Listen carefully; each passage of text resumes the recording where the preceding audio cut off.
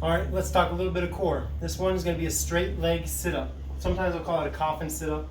Legs are straight, laying flat on your back, and throw arms across your chest, okay, shoulder to shoulder, and you're just using your core to sit up, just as it says, keeping your legs straight. So traditionally you see bent knee sit-ups. This one we're going straight leg sit-up. Okay, you can challenge and progress this by taking a kettlebell, dumbbell, something loaded, and go arms straight over your chest. Right now my arms are perpendicular to my torso, 90-degree angle.